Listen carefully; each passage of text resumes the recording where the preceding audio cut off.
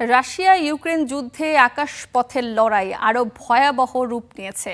ইউক্রেনের ড্রোন ও ক্ষেপণাস্ত্র হামলায় দক্ষিণ রাশিয়ার আবাসিক ভবন ও গুরুত্বপূর্ণ সেতু ক্ষতিগ্রস্ত হয়েছে।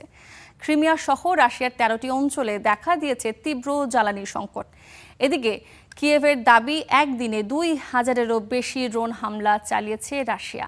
এমন উত্তেজনার মধ্যেই মস্কোতে বৈঠক করেছেন ফ্রান্স, জার্মানি এবং ব্রিটেনের রাষ্ট্রদূতরা। ইউক্রেনের ড্রোন হামলায় এভাবেই জ্বলছে দক্ষিণ রাশিয়ার ক্রাসনোদারের একটি আবাসিক ভবন। এতে বেশ কয়েকজন আহত হন। রাশিয়ার অন্যান্য অঞ্চলেও হামলা চালিয়েছে কিয়েভ। এসব হামলায় বেশ কিছু সেতু ক্ষতিগ্রস্ত হয়েছে বলে জানিয়েছে মস্কো টাইমস। তবে ইউক্রেনের ১৪টি বোমা, ৪টি দূরপাল্লার ক্ষেপণাস্ত্র এবং ৭৬৬টি ড্রোন আকাশেই গুলি করে ভূপাতিত করার দাবি করেছে রুশ প্রতিরক্ষা বাহিনী। ইউক্রেনের প্রেসিডেন্ট ভলোদিমির জেলেনস্কি জানিয়েছেন, বিদ্যুৎ ও জ্বালানি খাতকে ধ্বংস করার রুশ চেষ্টার জবাব হিসেবেই এই সামরিক অভিযান। এর আগে ইউক্রেনে হামলা চালায় মস্কো। দেশটির বেশ কিছু গ্যাস ও জ্বালানি স্থাপনায় হামলা চালানো হয়। এছাড়া হামলার লক্ষ্যবস্তু হয়েছে ঝাপুরিঝিয়া পারমাণবিক বিদ্যুৎ কেন্দ্র।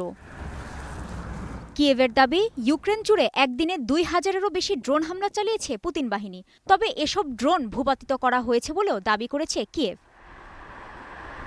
ইউক্রেনের ক্রমাগত ড্রোন হামলায় সরবরাহ লাইন বিচ্ছিন্ন হয়ে পড়েছে রাশিয়ার ফুয়েল স্টেশনগুলো। ক্রিমিয়া উপদ্বীপ, সেভাস্তোপোল সহ প্রধান শহরগুলোর বেশিরভাগ পেট্রোল পাম্পেই কোনো জ্বালানি নেই। রাশিয়ার অন্তত ১৩টি অঞ্চলে এ সংকট প্রকট। সরবরাহ সচল রাখতে রেশনিং ব্যবস্থা ও কিউআর কোড চালু করা হলেও তা পরিস্থিতি সামাল দিতে পারছে না। একদমই জ্বালানি পাওয়া যাচ্ছে না, আবার কিউআর কোড নিয়ে সমস্যা আছে। এগুলো পাওয়া কঠিন আর খুব দ্রুত শেষ হয়ে যায়। বিষয়টি অত্যন্ত ভোগান্তিকর। সব জ্বালানি শেষ হয়ে গেছে। কিউআর কোডের বিষয়টি বেশ জটিল, সময় মতো এটি পাওয়াই যায় না। এমন সংকটময় সময় রাশিয়ায় বৈঠক করেছেন ফ্রান্স, জার্মান এবং ব্রিটেনের রাষ্ট্রদূতরা।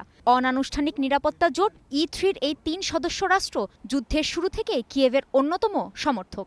এর আগে গত রবিবার লন্ডনে জেলেনস্কির সাথে বৈঠক করেন এই ৩ দেশের শীর্ষ নেতারা। কাজী শাহরিন, স্টার নিউজ।